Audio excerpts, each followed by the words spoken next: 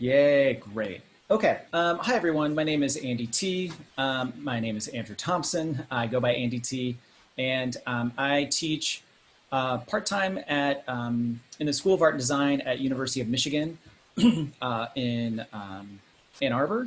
And so the presentation I'm going to give is a bit hodgepodge and definitely very incomplete. And in many ways, I am only a little tiny background noise. Oh, hopefully, hopefully you can hear me just fine. So, I've been teaching part time at the University of Michigan since 2008, and so in that time, I've only become active within my union really in the last 4 or 5 years, really the last 4 years. And this story that I'm going to tell is sort of a little bit about the history of the union, a little bit of the history of the systemic problems at our institution, and a little bit about sort of my reluctance to get involved and then becoming involved and kind of going hard with being involved in union activity. But then also the challenges and difficulty of this concept of bargaining, bargaining for the common good. It's a really amazing, beautiful idea and concept. And what folks in my union and on my campus have learned is it's very difficult to pull off. So I'll talk a little bit about our experience of what that's been like. So the title of the presentation, is Breaking the Silos Through Transformational Bargaining. And so a portion of this slideshow is just me kind of Frankensteining on a previous slideshow that was given a year ago at a labor union sort of convention that members of LEO, the lecturers union, gave a presentation at about transformational bargaining. And I'll get into what we mean about the transformational nature of it, because it's both transforming to the membership and the union, but then also we've discovered it's potentially transformational to the institution itself. So the subtitle is How the Lecturers Union at University of Michigan built power to dramatically improve member compensation. That's what most of what this talk is about. But after we built that power to help our members, we realized that so much of our power came from coalitions with graduate students, undergraduate students, and even some tenure track faculty. And in many ways, the fight sort of continued on after our last bargaining campaign and became something kind of much bigger than just what our little lecturers union could pull off. So a quick history, I'm not going to read all of this, but just, there were reasons that we started a union. It started before I joined. So I started at the university in 2008. So I kind of showed up in the middle of knowing that we had a union and not really being sure as to what the union, had done or accomplished. But I did know I was starting to teach at University of Michigan, which was a highly regarded institution that is also known to be the elite, very rich school. And so my assumption when I first started teaching at U of M 2008, and I was getting paid, 50% more than the next highest school I was getting paid at, and I was getting paid 2 to 3 times what I was getting paid at a community college. And I think I initially assumed it was just because U of M has a lot of money. And that's why I'm making 3 times what I might make at a community college. And so with this, I just want to point out, before the union, the full-time minimum salaries for, I apologize, U of M is U of M Ann Arbor is sort of the main campus. And typically when people say U of M, University of Michigan, they indicate Ann Arbor without knowing that they're indicating that. And then U of M Dearborn and U of M Flint become these sort of add-ons. So people might think of them as satellite campuses. We don't see it as that. But I just want to point out that the full-time minimum salaries in Dearborn and Flint were 14 to 16,000, And that's with a 4-4 workload. So take that number and divide it by 8. So people were teaching classes in Dearborn and Flint for $2,000 a class, which is what I was making at a community college years later. And then the full-time in Ann Arbor is a much higher number, and notice that the workload is 3-3.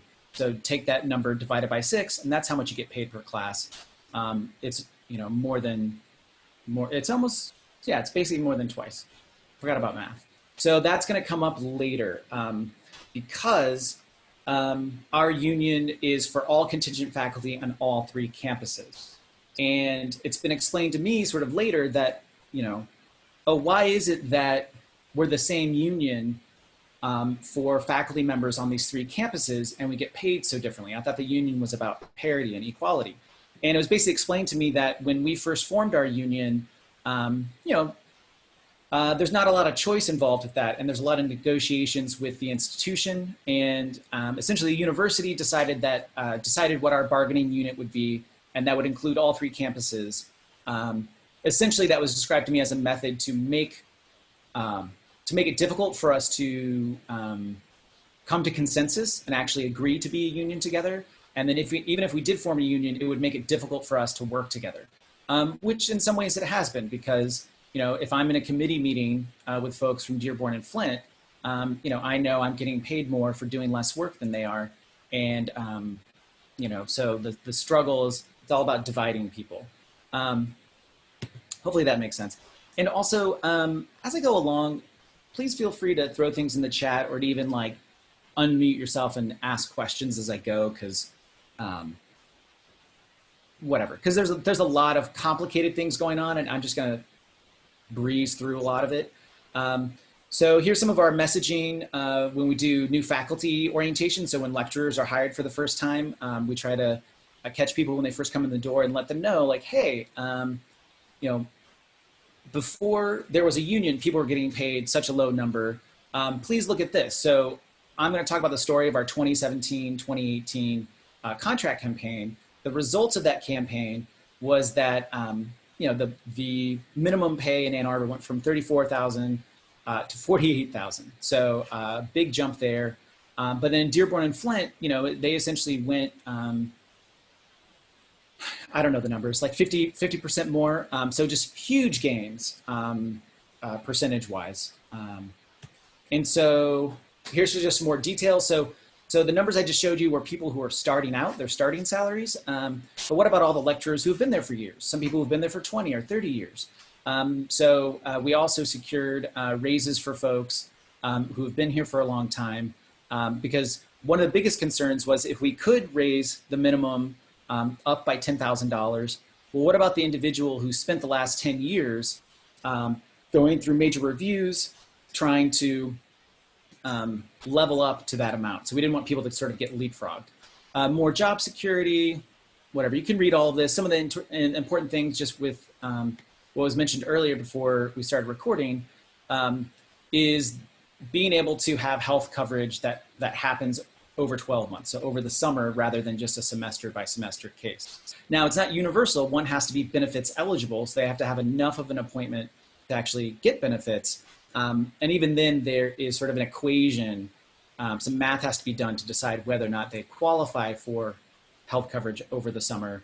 But at least now there's a path for that. And then the thing that I think is the most important is the last, not the most important. What I want to talk about is the bottom bullet point, which is through our bargaining, ways that we can ensure that we are present on campus and that we can communicate to people. So as people get hired in, we're now required, the union gets 1 hour to spend with new faculty hires to basically talk to them about what the union does and how they can be a part of it. So how do we get these big wins? Well, the actual bargaining where we sat at tables and bargained weekly, and then sometimes it became 5 days in a row. Sometimes bargaining went until midnight. I don't know if we ever had to bargain on a Saturday, but basically from October 27th to June 22nd. You may note that the semester ends at University of Michigan April 30th, and our contracts end April 30th. So we bargained halfway through one semester, all the way through a semester, and then 2 months in after our contract was done. Prior to all of those days sitting, bargaining, our bargaining team, the university's bargaining team, we had months preparing for it by asking our members, what is it that we should bargain for? We have a lot of committees, and that's really important later when it comes to how can you identify the strengths of your membership? And so we're contingent faculty. We're all part-time faculty. A lot of those folks have day jobs. And what are those day jobs? What skill sets do they have that could be contributed to the union efforts that maybe aren't reflected in their teaching? Who do these contingent faculty know? What community members are they connected with? And so that's, I think, been a big key thing to Leo's success, is us really trying to find ways for our individual members to have work delegated to them that they can sort of build up. And also we had the highest number of involvement from our members with coming to bargaining meetings. A big factor that I'll talk about is university regents meetings. So speaking truth to power and lots of other events. Okay. So there are these 5 points, these are all things that I was late to the game. I basically was a person who came, taught my job, taught my class, and then went home. And then once my colleagues in the union sort of went through these steps, one, raising members' expectations and communicating to the rank and file members of the union, then I started thinking about myself as more than just a guy who teaches a class and goes home. Ramping up organization. So understanding that the union isn't just some other people, some sort of elite backroom deals. It really is just members who show up, and whoever shows up are the right people to do the work. And so figuring out how you can key into it. Big thing, building solidarity with students, tenure track faculty, other unions on campus, and also elected officials. That'll come up in a little bit. We're an entire campus community. So what UWUF is doing, feels very dear to like the activities that Leo's been doing on our campus. So I'm really glad to participate with these weekly meetings. And then the scary one, number 4, being prepared to strike within the life of the contract. There's lots of rules. You're not allowed to go on strike, while the contract is in action. But one of the things about collective action is if everybody does it or enough people do it, there's very little that the people in power can do.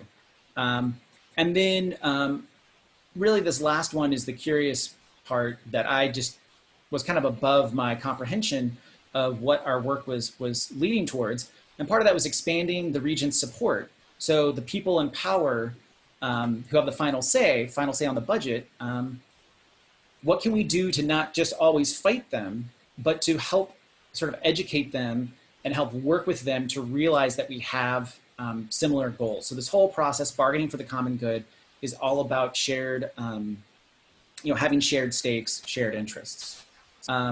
So with this list of 5 bullet points, real quick,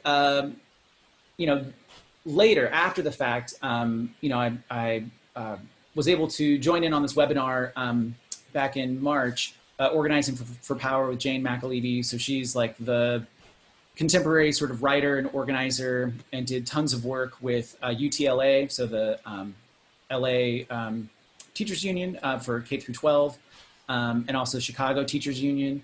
And in many ways, from what little I know, because again, this is very much from my perspective as a rank and file member who's started to become more active, which I think is something that can be applicable to a lot of us here, is learning that there are so many strategies out there, and yes, it's good to maybe have read up on them and to have to be an expert, but you as a union member need to understand the concepts. You don't necessarily need to know all of the little bits and pieces. And for me, being in a union at a university, there's also a lot of faculty members who are experts in labor work.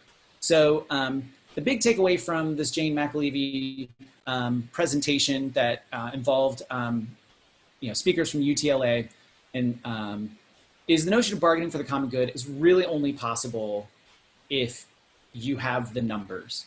It's really about getting consensus and getting everybody on board. So with this image that's here from the presentation, these are medical workers in Germany. And the big thing is when it comes to solidarity, when it comes to cross rank, cross institution building, you really do have to find common ground. And even though there's lots of issues that we should all be fighting for to make a better world, identify which thing you can get done first by having those people on board. And as you have those people on board, you can sort of do popular education workshops to maybe sort of help expand what people are wanting. So in the few ways that unions on University of Michigan's campus have attempted to do bargaining for the common good, the only places where it sort of seemed to has worked is when there's huge coalitions and huge numbers of people.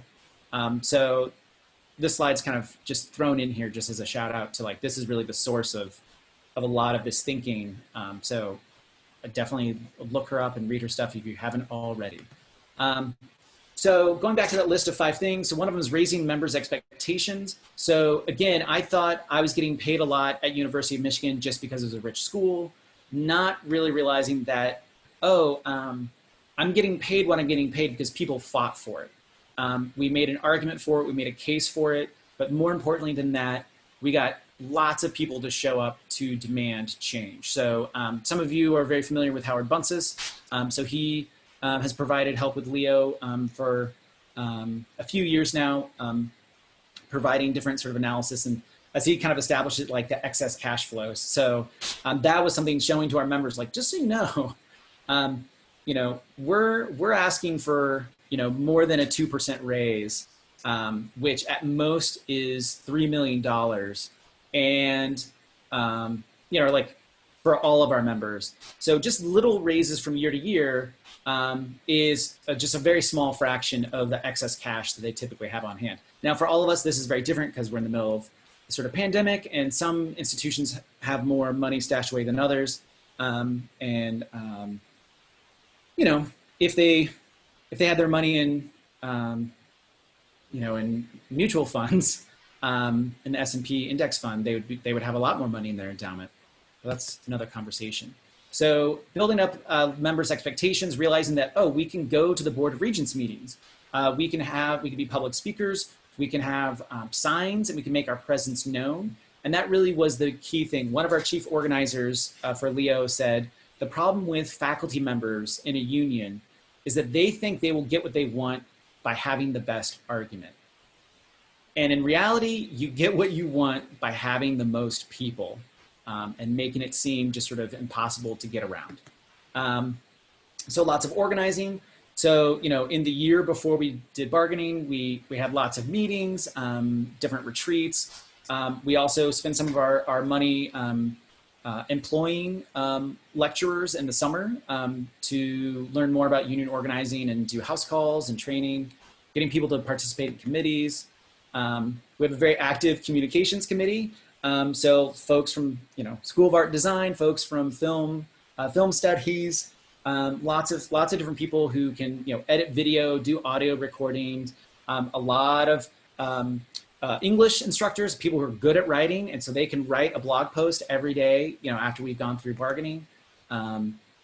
Great members and great graphics. So these are some silkscreen signs that a faculty member in the School of Art and Design did workshops with people, having unprecedented turnout. So just lots of events.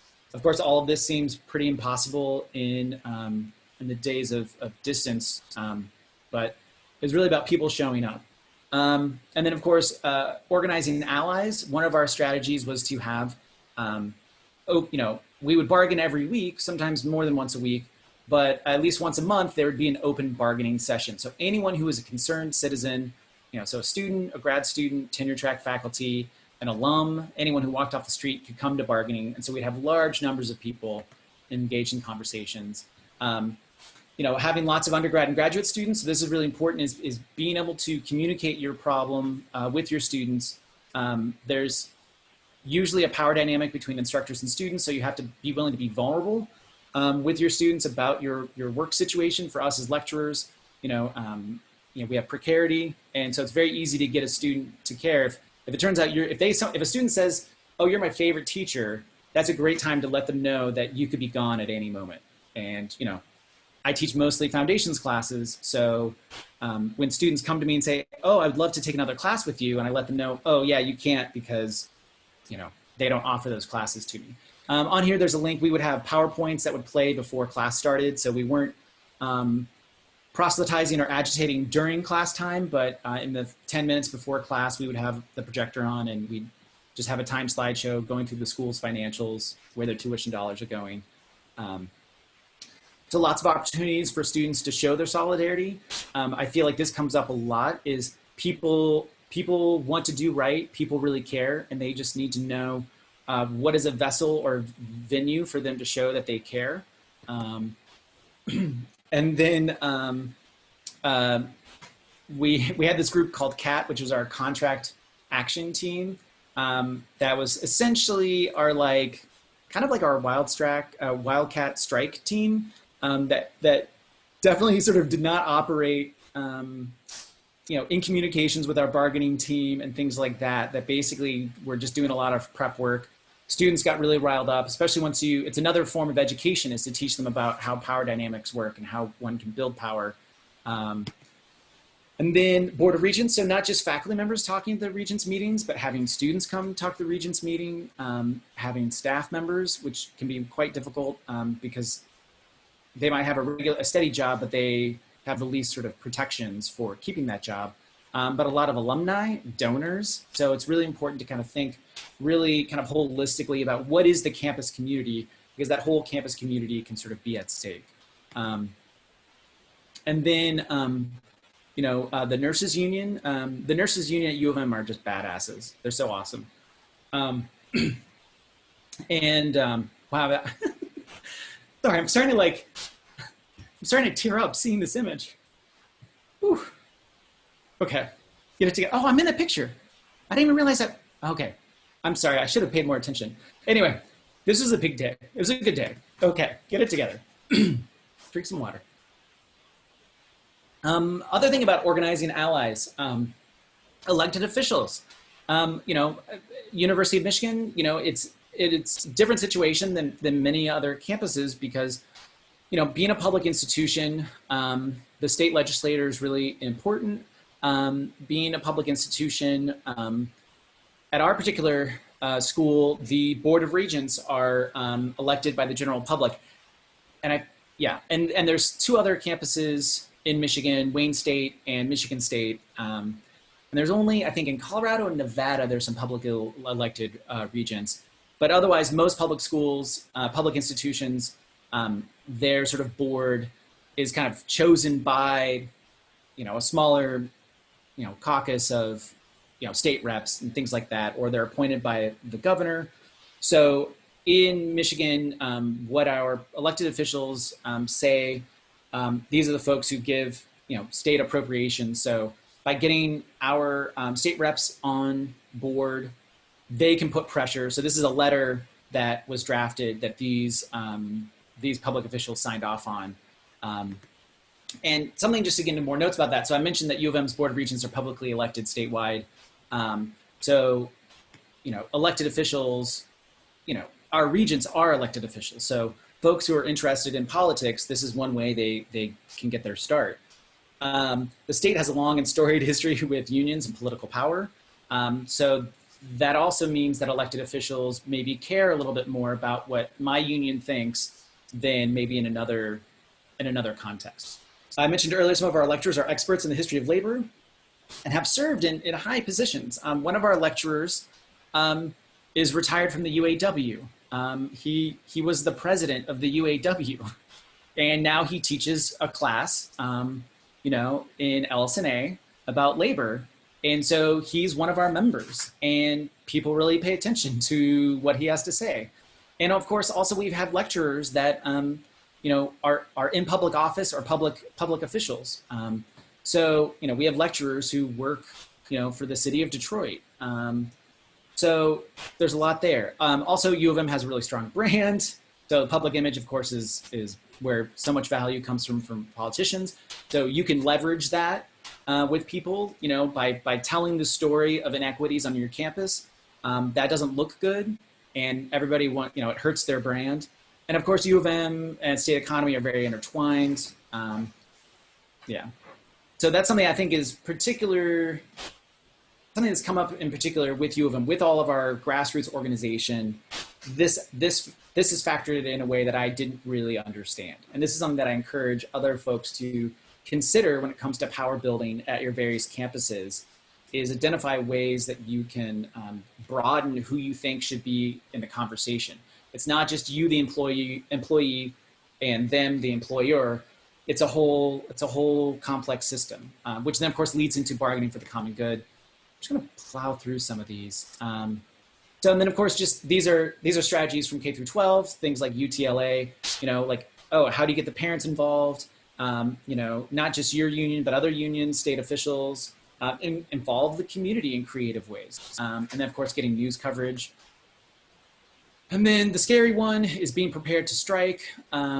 So we got right up to the precipice of going on a strike during our contract before the semester was over. So just like 2 weeks before finals.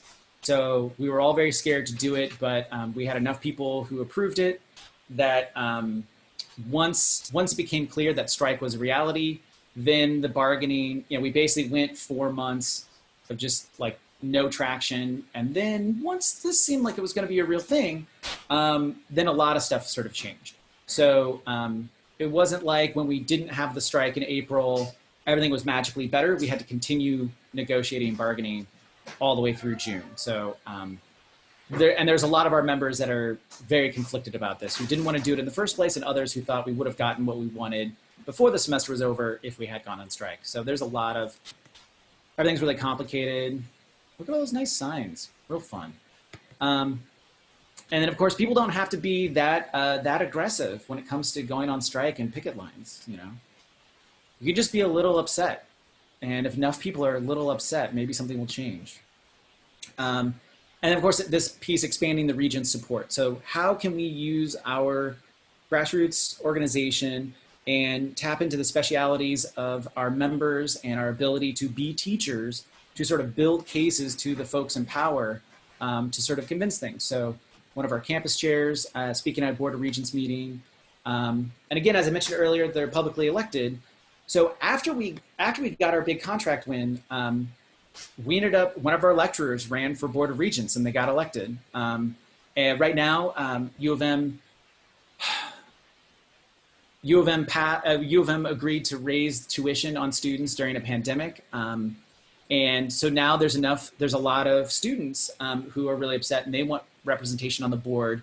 And they were basically told that, yeah, we can't create a new seat for you on the board. But essentially, if undergraduate students wanted to see change, they could run their own candidate and try to run a campaign to get that person elected in November. Other things too is with our lecturers who are embedded in the labor movement, they can get people's attention and politicians' attention that may not happen in the same way in other contexts. So knowing who's in your membership and who they know is part of power building. And the big part of it, I think, was just the regents, they want to do right by the institution.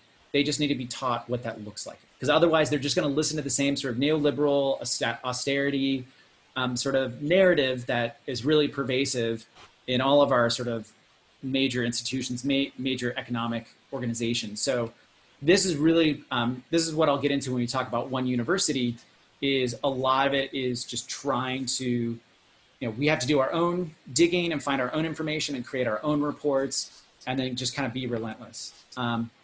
So in the end, after that period of time, 2017 and 18, yay, we got these amazing gains. Everybody got a whole bunch of more money and everyone's happy, and end of story.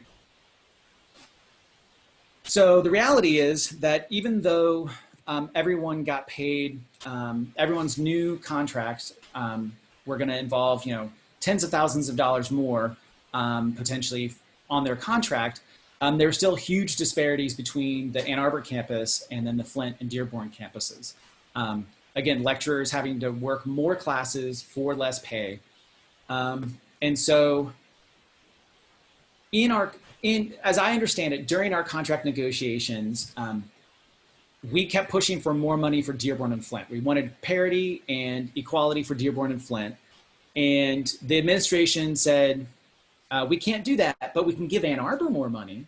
And so there was at a point that I believe we turned down more money for Ann Arbor lecturers because, we would only, not that that's all the money that Ann Arbor needs, but that it would not be right for us to accept more money for some of our lecturers and not for all of our lecturers. So, so from that was born the One University Coalition and the One University Campaign, or 1U.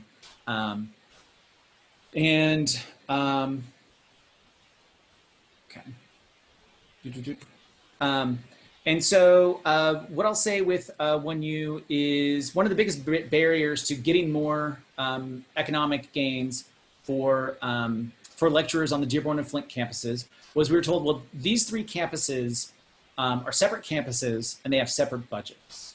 That didn't really make sense to us because there's one board of regents, right? There's one body that are the board of regents that they are in charge of all three campuses. And then there's one president of the university who is essentially the executive for all three campuses and developing a budget. And then on the Flint and Dearborn campuses, they have chancellors, but those chancellors answer to the president. And that so much of the attention is oriented towards U of M is Ann Arbor. But really, it's all one institution. And so when we did some pressing, when they said, well, the three campuses are three separate budgets, we're like, well, that doesn't make any sense. Why are they these silos when, U of M as an entity is understood to be like this one thing, and you have the same administration sort of overseeing it all. And one of the things we learned was that the actual state appropriations per student were different per campus. So students at Dearborn and Flint, there was less money coming from the state per student for those two campuses. And that was a decision made, a few decades before, but it hasn't always been the case. There's been more years of Dearborn and Flint being in existence with them all having the same appropriation. At some point, it got split off. And so we're doing some digging there. So then that's a spot for us to put pressure on politicians that, hey, there's a disparity here. Then also we were told that, the campuses, they're very unique and they serve different communities and they have different priorities. And yeah, they're right. They do serve different communities. Dearborn and Flint, those students, their demographics are different. Ann Arbor, U of M Ann Arbor, 45% of our students are from out of state. And I think like maybe 10 to 15 are international. Whereas, at Dearborn and Flint, they're primarily in-state students. And so, yeah, so they sort of are charged different rates to go there. Also, we have a much higher percentage of students of color at Dearborn and Flint, a lot more local students, and then a much higher rate of first-generation college bound. So these are the students that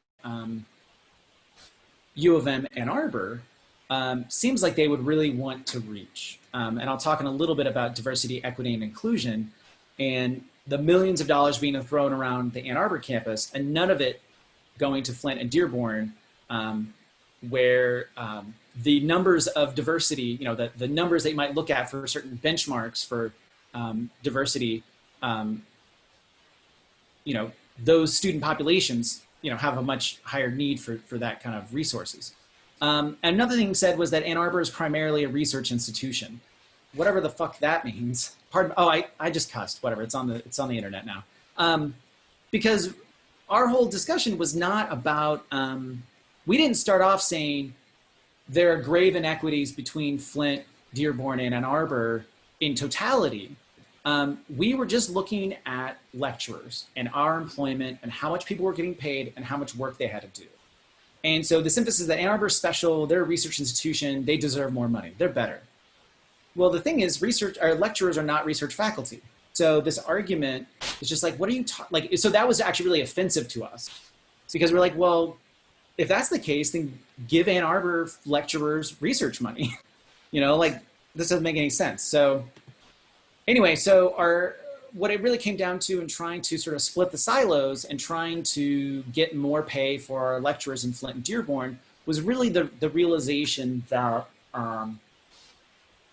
this isn't our struggle, right? This is all of our struggle. So the process of our bargaining kind of helped us become more conscious of the power of everyone and looking at things more holistically. So for Leo, our position basically switched to, instead of it being, what are we trying to do for lecturers, was like, oh, you know what? Really what's at stake is if these institutions can be more equitable and serve their students better, they will be better institutions and there will be more opportunities for employment. Essentially that, lecturers, we're contingent faculty. So if there's an enrollment, we don't have jobs. And so, okay, well then what can we do? Don't just be like, the administration is like, oh, we're figuring things out, you should just trust us. Like when it comes to COVID and and sort of pandemic planning and bargaining, we keep saying like, we need a seat at the table. And we've been told repeatedly, you should just trust us. We're really smart. We'll figure it out for you. Well, what happens when lecturers decide to take matters into their own hands and say like, okay, well, what can we do to make enrollment go up? What can we do to help retain students? At U of M, Flint, and Dearborn, the graduation rate is much lower, and it frequently takes students 5, 6, 7 years to graduate. And the longer it takes for someone to graduate, usually, increases the chances that they won't graduate.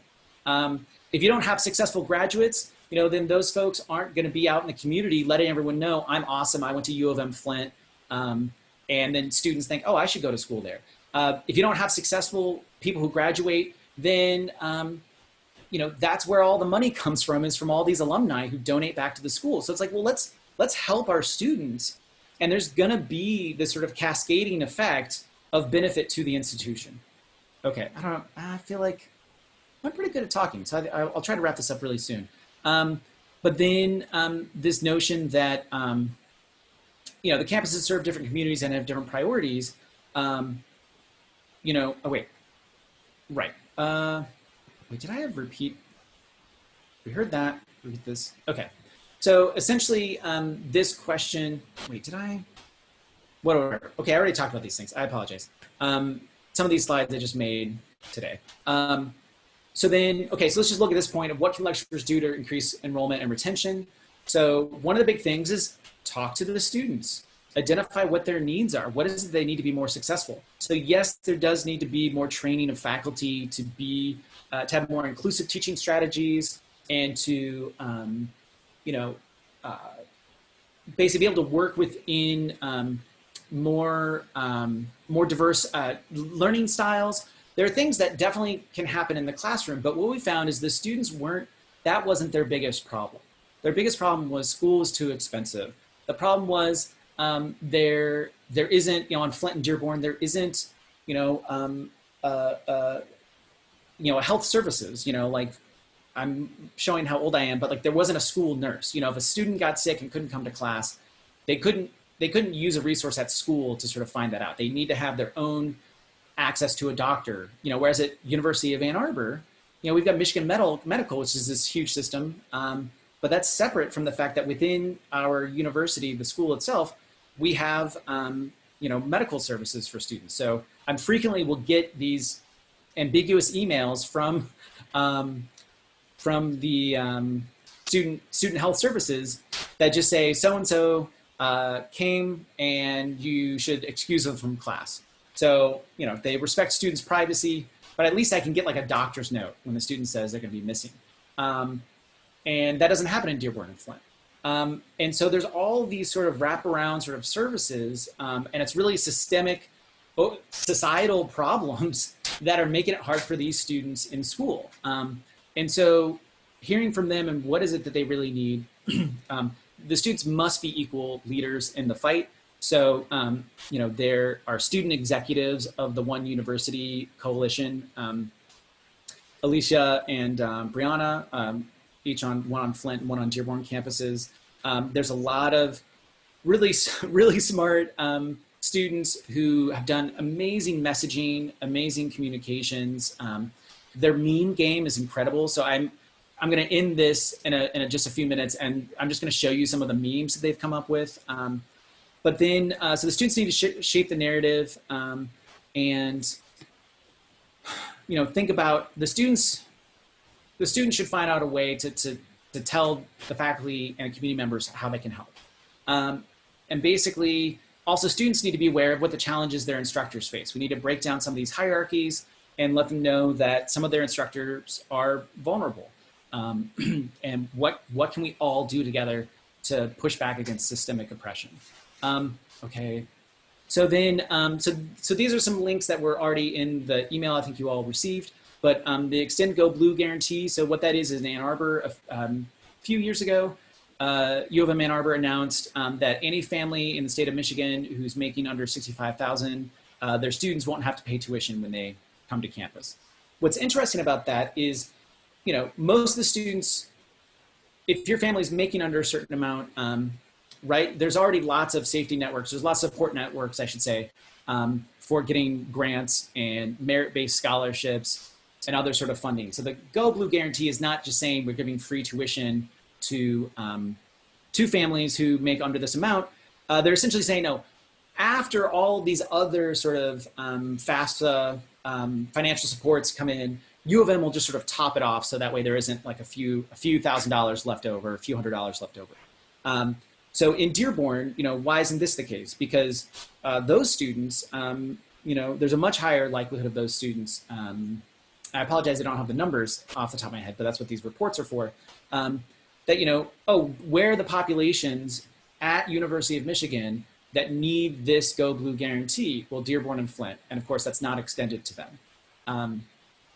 Something like it is happening because of 1U, and I'll briefly talk about it. But then other things, there's millions upon millions of dollars for DEI, diversity, equity, inclusion in Ann Arbor. And so part of that is funding to train faculty and staff member to be more inclusive. But also there's a lot of funding for hiring staff positions to be sort of more wraparound services and support. And then of course I mentioned not medical or legal services for Dearborn and Flint. And so, so I'll just click on this real quick. This is an incredible document drafted by many, many people. I was not one of them. I'm just here to tell the story to this group. But a long list of folks on here who are, you can see that there's alumni who helped draft this. There are students, undergraduate students, there are lecturers, there are tenure track faculty. And so it's just incredible, but essentially one university went through the trouble to sort of draft out all these different sort of policies and ways to remove barriers to student success. And so this is something that started with Leo trying to like, how can we get more money for our members, to realizing like, oh shit, that's whatever. That's like looking so small, tunnel vision. We really need to look at this in a much bigger holistic way, because if it is better for the students, it's better for all of us, and it's better for like the future of the world. Okay, anyway, so this amazing document with lots of things laid out there. And then also with their campaigns, click on this one. So then this takes you to their Facebook page. Essentially, they're really active on Facebook, Twitter, and Dearborn and Flint have their own separate Instagram accounts, which are just top notch. So I highly recommend look up Flint and Dearborn's Instagrams. So 1U Dearborn, 1U Flint. But I'm just going to show you, I'm just going to click on their photos. So yeah, such good memes.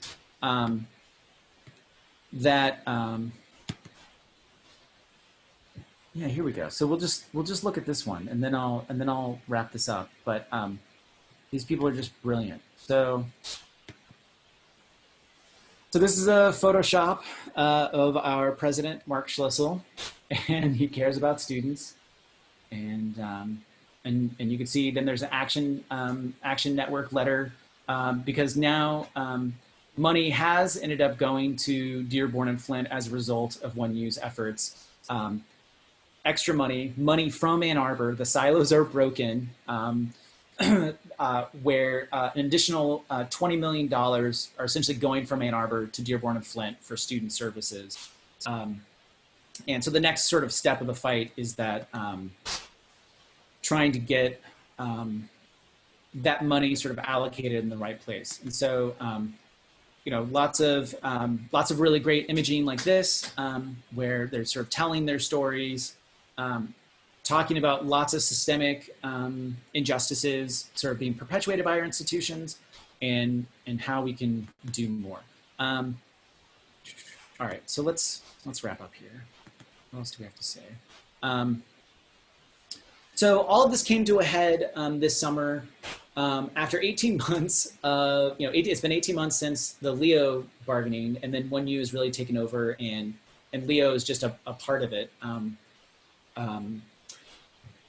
With it, the big fight always ends up being in June. That's when our regents pass the budget for the year. And then, so the months leading up to it, there's lots of pressure and education happening of the regents and of just all community members.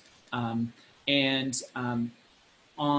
after pressure, the president of U of M Ann Arbor, in June, he announced a new fund. He was going to send $10 million to Dearborn and Flint, and that was June 25th. And it was the first time, I think, in living memory that the Board of Regents did not pass the president's budget. And they did it for a variety of reasons, but one major piece was the One University Coalition. And so then 4 days later, they had sort of a surprise meeting for their budget that did not allow for any public comment. And then the president announced an additional $10 million.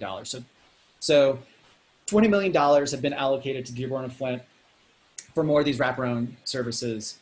And a big part of it was helping our regents understand that they're not just there to rubber stamp things, that they really do have the final say.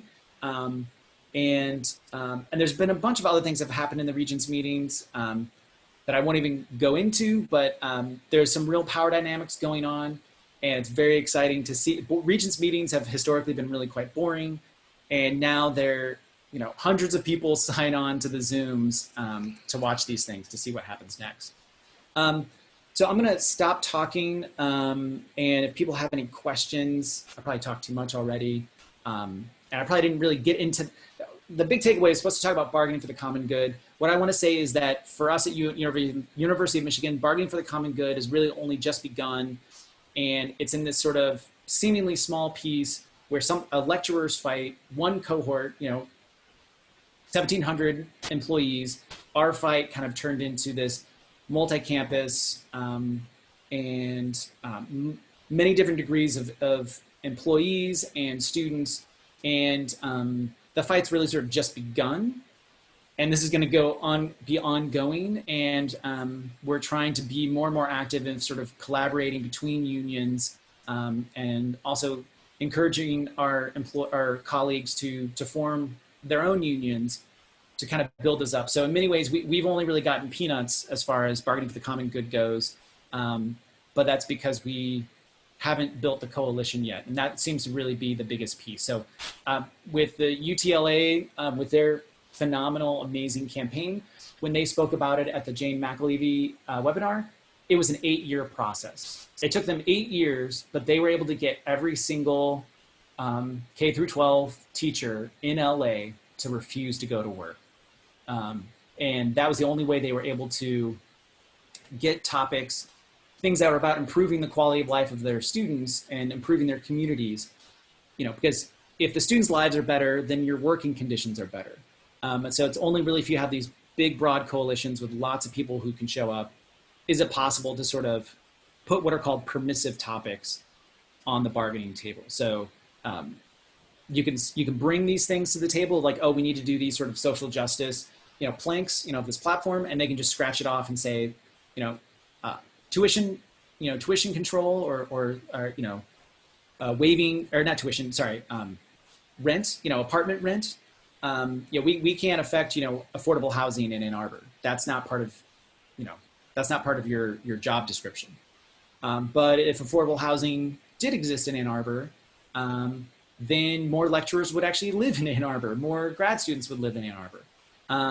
So anyway, I'm babbling now, so I'm going to stop sharing.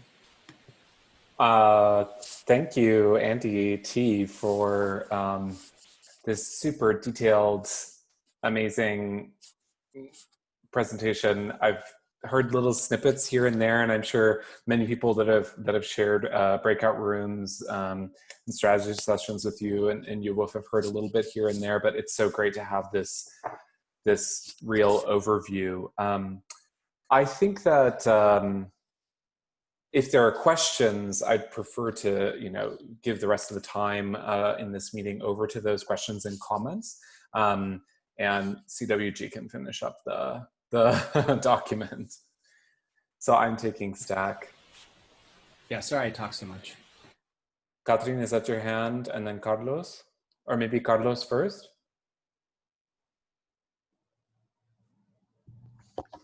Sure. Thank you so much. That was very informative. I am at UC Riverside, which has a very similar situation as Dearborn and Flint, based on your description. So those silos was very remarkable from my point of view, and how to break across them. So I was curious about a couple of things. You mentioned that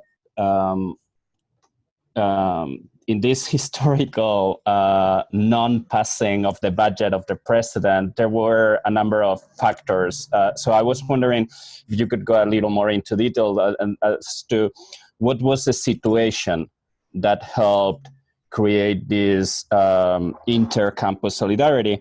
And the second was about the specificities of the campus demographics, how they shaped the way in which you build alliances with students based on different kinds of students at Ann Arbor and Dearborn and Flint. Yeah, I think maybe I'll actually answer the second question first, just because I think that's more, I don't know, that's like something more that we can do versus like regents. It's a strange world.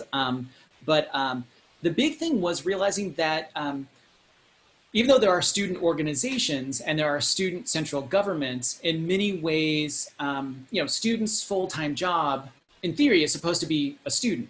But then, of course, we find that in many of our students, especially at campuses that have lower income students, like, their full-time job is both being a student and having to work. And this is something I experienced when I first started teaching. There was one semester I taught at 5 different schools. I taught 8 classes at 5 different schools to make ends meet. And so that was a big key to me being more active in my union, as I started getting more employment at U of M. And so all of a sudden I was able to teach 3 classes instead of 8 to make all my ends meet. And then I'm realizing, how is this miracle possible? Oh, it was through the union, and it was through collective action. And so then I'm able to dedicate sort of surplus time and energy towards that. So similarly, when it comes to the lecturers union, we already had built an infrastructure of, having different committees, having different ways to conduct meetings, and ways to, have some protocols. And so even though there's lots of student organizations, there were not student organizations that were sort of for all students, that had opportunities for rank and file members of students to push for things.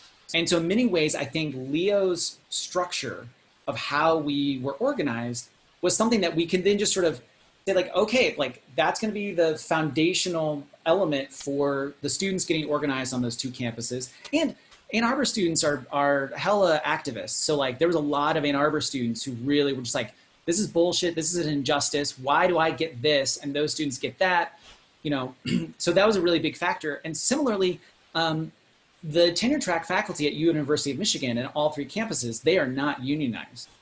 And they really have no back channels with each other. And so when kind of Leo showed up and started talking to the students and started talking to the tenure track faculty, they were like, whoa, oh, this is great. You just talk to each other and you share information and you make plans and you disagree with each other, and no one feels like they're really at risk, because the real risk is to be further oppressed. So I think that was the biggest thing about the coalition building, was really that we already had sort of a network set up, and the students and tenure track faculty could then just sort of build their communications off of that.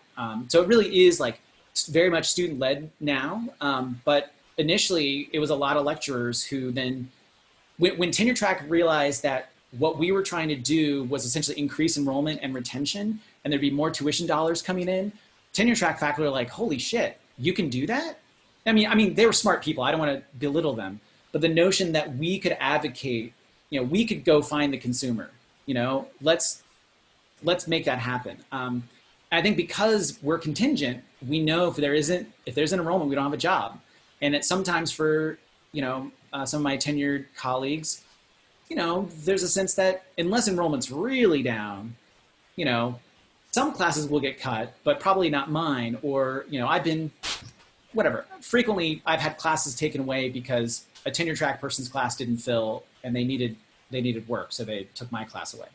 So I think that was like a really big part of it all. And then the fact that we had committees, we have a communications committee, we have a finance committee. A big part of 1U is purely just going through finances. So there are now students, there are undergraduate students, like juniors, who like are talking shop about the endowment. The endowment is big talk right now. Like, it's word on the street. And then with the thing earlier about the regents, I'll just say that because it is so political, because they are publicly elected, there are certain regents. There's one regent, Denise Illich, God bless her, I love her. She's part of the Illich family, the folks from like Little Caesars Pizza. She just does right. She has never voted for she's been a regent for several terms now. She has never voted for the budget, because every year the tuition goes up. And she's just like, so that's her biggest platform, is just, I will never pass a budget that the tuition increases.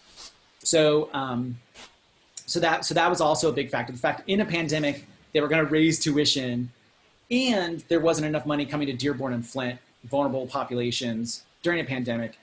That's sort of what gave us the tie breaking number to make them so they still increased tuition like some assholes. But they did get $20 more million. The money that's coming to Dearborn and Flint, it's like 6% and 8% of those campuses' budget. So like one university, like some students and some faculty, increased the budget of their campuses by 6% and 8%. It took 18 months. It took a lot of time. Okay, thanks, Katrin. This was like so interesting, and I almost want to like have then like a zoom in into the actual, like the bargaining for the common good, like really expand it, because I think that everything you're saying is like how, the whole infrastructure that you've had to build in order to even project something like bargaining for the common good. But I was wondering about very like technical questions. One of them has to do with, I think you mentioned at one point that with new faculty hires, you have sort of like an orientation session with them. And I was wondering about how that works. Is that supported by the department? Like, is that something the department has to agree to? I thought that was really wonderful, because I always think of adjuncts as being super alienated within the institution. And so already to be plugged into like a politicized structure seems like a really smart move. But I was thinking also in terms of workload, and you were saying at one point you were working, you were teaching 8 courses in 5 different institutions. 3 different institutions. Like or did you say 5? No, it was, it was 5. It was 5. It was a big number. How do you reconcile the union work with your actual work? How do you make those ends meet? And then I also, and this is like another super large question, you just touched upon it, but the question of the endowment, I'm from Spain, so I didn't really know that like a public university had that level of endowment. And like now that I'm like researching stuff about Columbia, I'm like, University of Michigan has a bigger endowment than Columbia. Is that managed by the regents, or is that a separate issue? I'm just trying to think, because I was going through the Board of Trustees of Columbia, and of course, I mean, they're all like, almost all of them are just, CEOs at investment firms and, all this stuff. So I was just wondering, are those things separate?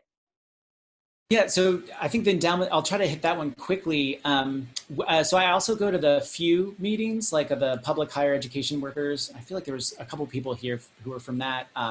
And I've been giving updates about some of the successes and challenges at U of M. But it was really great at the last meeting. I made a comment about, something about our endowment and whatever.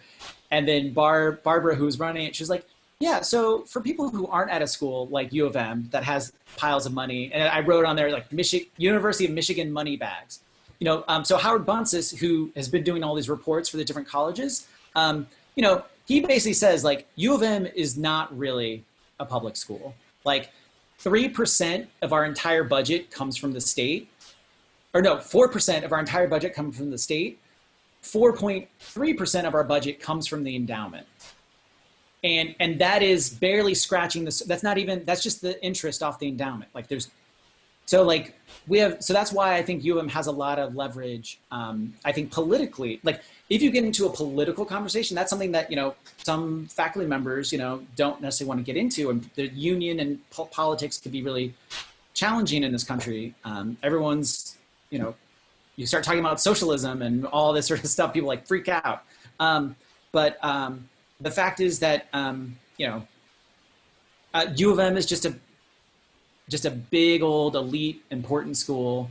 And so they can throw their weight around. And so us being the meek, mild contingent faculty, we can also throw our weight around inside this big institution. And so I will not deny that all of the fact that U of M is such a rich school, and has such a political, it is linked in so politically. If it wasn't for those two things, I really don't see how we would make as extreme gains. But you only get what you're organized to get. So the endowment is just a crazy thing. And the other thing too is, so in my own department, we're talking about working with the development office and having alumni give money to the school. And there's all these alumni events where faculty show up and they promote faculty stories. Well, they've been promoting tenure track faculty stories. In my program, 65% of the undergraduate classes are taught by lecturers, and no one's told that there's a distinction. So one of our plans is to actually have the fundraise, like, okay, let's work with alumni relations and let all of our alumni know that some of your favorite teachers are lecturers. And how about we get an endowed office? Right now, 40 of us share the same office that has 4 tables in it. So part of us is like, fine, like we're a private school, let's fundraise to get the thing we need. Because we know there's money's being raised. The School of Art and Design, I think, raised $28 million during 2 years ago. Thankfully, most of it's for student scholarships, which is really important. Anyway, the other things that you asked about, for me, I think my commitment to organizing now is purely a result of paying it forward, paying it back. Because when I was teaching at 8 classes at 5 different schools, the one that I got paid the most at was U of M. And the one where I actually did have some interaction with people and some sense of community was U of M. And that was because there was an organization there.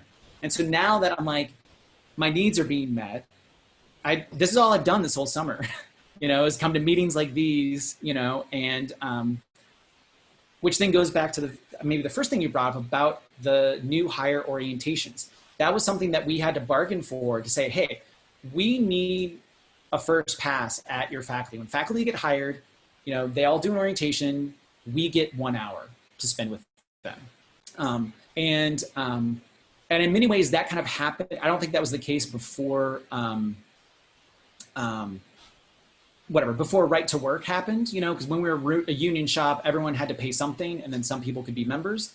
And so then this is something I feel like I'm just guessing from a lot of the folks that I've seen at UWF meetings. I feel like a majority of us are, there's only a few people who are actually tenured at a lot of these meetings, right? There's a lot of junior faculty at these meetings. And that's really what it's about. So like, when it comes to trying to get people to think about the union and sort of have greater expectations, like, oh, get them while they're new, get them while they're young, and start letting them know that you don't have to just play this game, this meritocracy game, especially for contingent faculty, because it doesn't apply to, like, you can do everything in your power to like kiss up to the people in power and to be the best teacher ever. No, they're only going to hire you if they need you. If they don't need you, you're gone. So it's like, that's the biggest factor is we have a big database of all of our, everyone in our bargaining unit and everyone in our membership. And we actually keep assessments. And the most important thing to like, so you see people who are like definite activists, some people who are like for the union, but they're not really going to do much work. People who, you know, maybe they'll join the union, but really just don't call me. And then there's people who are like lowest rate, which is like, do not call this person. Like they're going to try to sue you if you try to talk about the union to this person. But the biggest thing is with this assessment is all the zeros. Anytime there's a name and there's no evidence that anyone's talked to them, right? Where you don't have an assessment, like all those assessments come after a conversation. So any lecturer who you haven't had a conversation with, talk to them first. Don't talk to people who are 3 or 4 who are like, you know, potential enemies. Find the people who do not yet know they're your allies. Which is what, you know, so that's why it's cool when there are some like tenured folk who show up to these things, because like they do want a better world. But it is a lot of more vulnerable junior faculty who seem to be part of this struggle. And so the important things for us to remember is for those of us that are tenure track, once you do get tenure, you know, don't give up on the struggle. Anyway, any other questions, comments? I just wanted to make a comment, which maybe can also bring us to a close, unless there's anything else that's pending that you wanted to say, Andy? No? You could say so many more things, I'm sure, but we do have to wrap up in the next couple of minutes. But I just wanted to make a comment that so many of the tactics and techniques that you thought about, so I'm at an institution that is not unionized, and I've been told that there's just no possibility of unionizing this place. It's very, the culture is largely conservative, very anti-union. The board is very anti-union. Most faculty would also be. But I found myself kind of translating what you were saying into the terms of the institution where I'm at. And so many of the tactics, and I think this is a comment for those of us that are at smaller institutions or institutions where there aren't unions or that isn't that culture that already exists, so many of these tactics are still totally applicable. And it kind of got me back to this question from back in the day when we were organizing at Cornell, which was, you know, what is a union at all, you know? And yeah, certainly there are unions in legal senses that have certain protections, but at the end of the day, like a union is just people getting together that maybe are getting together around certain arguments or certain claims, but that are massing together, and that's the power that they have in order to make claims on the institutions and around working conditions. And so I just, you know, for those, you know, talking to students about the difference between visiting faculty and tenure track faculty, or in my case, you know, I shared that my institution is planning to get rid of visiting assistant professors and transition to adjuncts, right? So making students very aware in those 10 minutes is so practical, right? 10 minutes before class starts of, hey, here's the thing that you should know about where your money goes. Just a lot. And along those lines, similar to the comment about talking to new hires about the union, similarly, you know, I teach mostly foundations classes. So like I have students who want to show me respect, and they're like, dear professor. I'm like, oh, sorry, I'm not a professor. They're like, what? I'm a lecturer. They're like, well, okay, well, I'll call you doctor then. I was like, no, I'm in the arts. Yeah, MFA is the terminal degree, so you can't call me doctor, you can't call me professor. Like, well, what should I call you? Like, you can call me Andy T. You know, that I consider that a sign of respect. And so, you know, challenging every step along the way, like anytime administration make a statement about faculty, you follow up right away and say, like, when you say faculty, do you mean tenure track faculty, or do you also mean lecturers? You know, because it's similar to how when people say U of M, they assume Ann Arbor and they don't think about Dearborn and Flint. It's like, oh, I now have taken the habit of saying, oh, I teach at U of M Ann Arbor, you know? So now I know, like, I'm trying to not microaggress my colleagues, just like I get microaggressed within the system. I need to not perpetuate that. And so I tell my students on day one, like, oh, hey, I'm a teacher, I'm here. And just, I'm a lecturer, which means I teach part-time. So, I briefly explain, I just let them know that it's a thing. And then, when I see them when they're junior or senior and I'm not teaching classes that they can take, then if I know they're definitely no longer my student, then I really do try to agitate them, because then I don't have to worry about the power dynamic. I'm like, you'll never be my student again. So now I'm just going to be real with you and tell you how fucked up all of this is. But when I'm their teacher, I just like make little hints and I'm polite. But once I know they're over a certain line where I'll never see them again, in the classroom, I just tell them the realness, and they really appreciate it. Yeah. No, it's so important. And I mean, it goes back to another point that you made, I think, and that's something for all of us to keep in mind is, organizing work, whether that's with a union that's legally protected or just with your colleagues in, say, a faculty caucus or a lecturer's caucus, a student union, it could even be, right? As really about that kind of act of vulnerability of being really real about what is your position and how are you relating to other people, so that there is none of this kind of, ideological, these illusions that we hold on to so dearly. And I think in my case, starting in a tenure track position, one of the illusions is precisely tenure, right? I think that is a major illusion. I think that you pointed out, is largely non-tenured people, whether they're on the tenure track, contingent, grad students or whatever. And that's because everyone, as a national organization or one that aspires to that, who is the majority that's doing the core work of the university? It's not people that have tenure, right? So I think we're going to have to leave it there. We're a little bit over time. Thanks to those of you that were able to hold on. And for those of you that weren't, I hope that you see this. I'm going to end the recording now.